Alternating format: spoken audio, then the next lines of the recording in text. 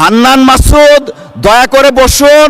এটা শাহবাগ চত্বর নয়, জাতীয় সংসদ। বসুন মাননীয় সদস্য, দয়া করে আপনি বসুন, দয়া করে বসুন। সরকারের এই বাজেটের উপর যে জনগণের আস্থা নেই, ব্যবসায়ীদের আস্থা নেই, তার প্রমাণ বাজেটে খাদ্যপণ্যের দাম কমানোর একদিন ঠিক অব্যবহতি পরেই চালের দাম, ডাইলের দাম বাজারে, খুচরা বাজারে বেড়ে যাওয়া। মাননীয় স্পিকার, আমাদের মাননীয় প্রধানমন্ত্রী আজকে এখানে নেই।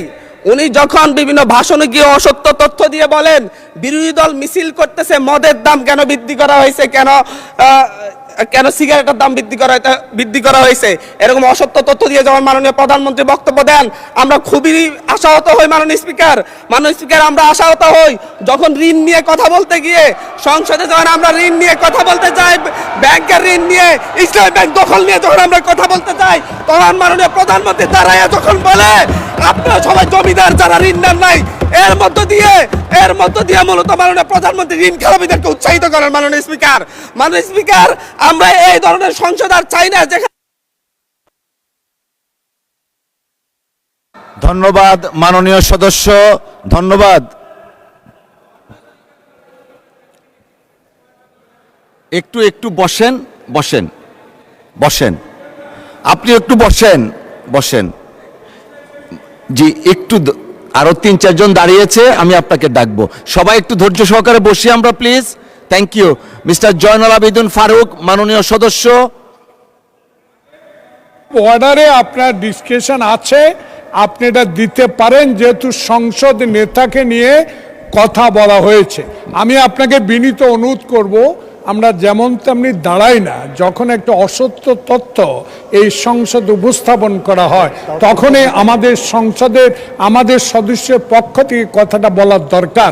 সেই জন্য আপনার অনুমতি চাই।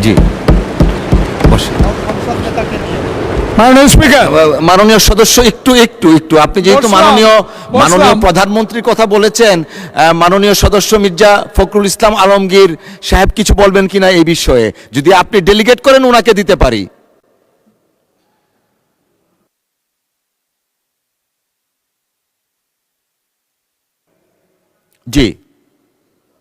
জি, জয়নুল আবেদিন ফারুক সাহেব।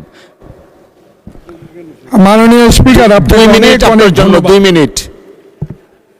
আমরা এই সংসদকে কার্যকর করার জন্য উভয় পক্ষে একটা সম্মতিতে এসেছি।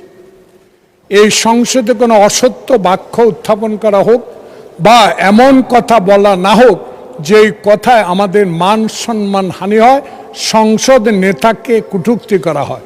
এ বিষয়ে আজকে নতুন প্রজন্মের জুলাই আন্দোলনের নেতা, উনি আমাদের নোয়াখালী অঞ্চলের মাননীয় সংসদ সদস্য, উনি একটি বক্তব্য রেখেছেন। এটাতে আমরা খুবই ক্ষুব্ধ, কারণ আমাদের নেতা উড়ে এসে নাই। শহীদ প্রেসিডেন্ট জিয়াউর রহমানের সন্তান, দেশ নেত্রী বেগম খালেদা জিয়ার সন্তান। 16 বছর ধরে যিনি এই দেশের মানুষের গণতন্ত্রের জন্য, ভোটাধিকারের জন্য সংগ্রাম করেছেন। আজকে কোনো লুটের ভোটে নয়, 10টা হুন্ডার 20টা গুন্ডার ভোটে নয়, একটা সুষ্ঠু ভোটের মাধ্যমে সংখ্যাগরিষ্ঠ অর্জন করে সরকার গঠন করেছেন। তাই আমরা আজকে যে অসত্য সংসদ নেতা নিয়ে অসত্য কথা বলেছেন, এটা এক্সপান্স করার জন্য আপনার কাছে বিনীত অনুরোধ জানাচ্ছি।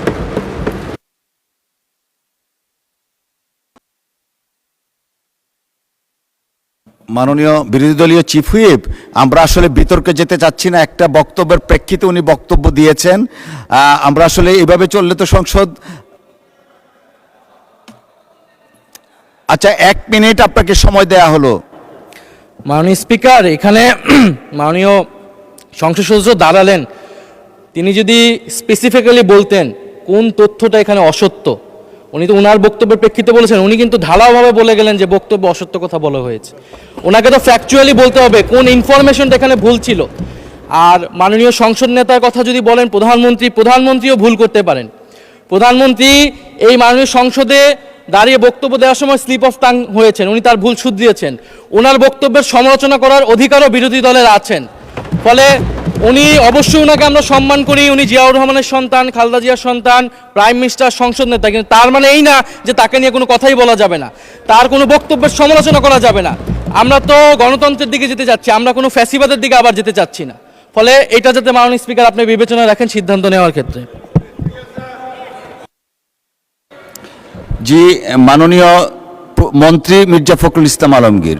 ধন্যবাদ জনাব স্পিকার।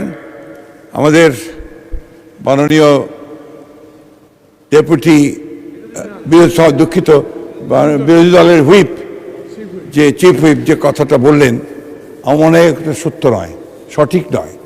কারণ আমাদের মাননীয় সংসদ সদস্য যে বক্তব্য দিয়েছেন, মাননীয় সংসদ সদস্য যে বক্তব্য দিয়েছেন বিরোধী দলের, সেই বক্তব্যের মধ্যে তিনি সুনির্দিষ্টভাবেই বলেছেন যে আমাদের সংসদ নেতা প্রধানমন্ত্রী তিনি অসত্য বক্তব্য দিয়েছেন। এটারই আপনার আমাদের মাননীয় সংসদ সদস্য জয়নাল আবেদীন এটা পয়েন্ট আউট করেছেন। প্লিজ লেট মি সে, আমাদের বলতে দিন। আপনার ফ্যাসিস্টের কথা বলেন, ফ্যাসিস্টের আচরণ তো আপনাদের কাছ থেকে আসছে। No, you must allow us to speak. আমি কথা বলছি, আপনারা যখন কথা বলছে আমরা কেউ কথা বলিনি। মাননীয় মন্ত্রী এদিকে কথা বলেন, অ্যাড্রেস করে প্লিজ। এটা হবে পার্লামেন্টে, এটা হয়। জি জি জি। আমি আপনাকে যেটুকু অনুরোধ করতে চাই, যে অংশটুকু অসত্য আছে সেই অংশটুকু দয়া করে আপনি এক্সপাঞ্জ করবেন। কারণ আমাদের সংসদ নেতার বক্তব্য সম্পর্কে কোনো অসত্য বক্তব্য এখানে মেনে নেওয়া যাবে না মাননীয় স্পিকার। ধন্যবাদ। ধন্যবাদ মাননীয় সদস্যবর্গ। আমরা হান্নান মাসুদ সাহেব, আপনার টাইম ইজ আপ, প্লিজ বসেন। এইভাবে সংসদে যখন খুশি তখন দাঁড়াবেন, that is not the norm. Please take your seat mister Hannan Masud. মাননীয় সদস্য দয়া করে আপনি বসুন, দয়া করে বসুন। হান্নান মাসুদ দয়া করে বসুন। এটা শাহবাগ চত্বর নয়, জাতীয় সংসদ। বসুন।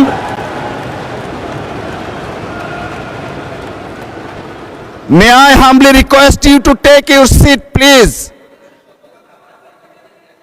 আপনি বসেন।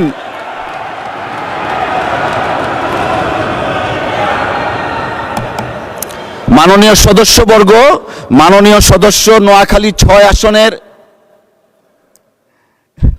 বিরোধী দলীয় নেতা দাঁড়াতে দিতে হয়। জি বলেন। ধন্যবাদ মাননীয় স্পিকার। আমাদের এই হাউজেরই একজন সদস্য হান্নান মাসুদ বক্তব্য রাখতে গিয়ে তিনি সংসদ নেতার ব্যাপারে কিছু কথা বলেছেন। আমি আপনাকে অনুরোধ করব, বাইরের কোনো বিষয়কে টেনে এখানে এনে এক্সপাঞ্জ করা বা বক্তব্য দেওয়া কোনোটাই যেন এলাও না করা হয়।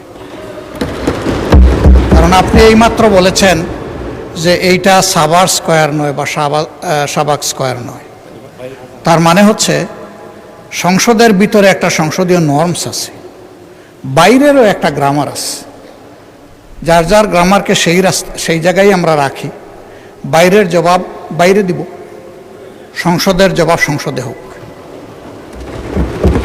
তবে এটা সত্য, এটা অসত্য, এই ঝগড়ায় যদি আমরা যাই তাহলে অনেক কিছু আমাদের জন্য হয়তো বা লজ্জাজনক হয়ে যাবে। আমি চাচ্ছি না কারো সম্মানের সাথে এই লজ্জাটা লেগে থাকুক। এই জন্য আমি অনুরোধ করব, এই বিষয়ের পুরাটাই আপনি এখান থেকে ইগনোর করুন, সেইটাই আমাদের জন্য কল্যাণকর হবে। ধন্যবাদ মাননীয় স্পিকার। ধন্যবাদ মাননীয় বিরোধী দলীয় নেতা। আমরা সবকিছু বিচার বিশ্লেষণ করি সিদ্ধান্ত নিব। ধন্যবাদ।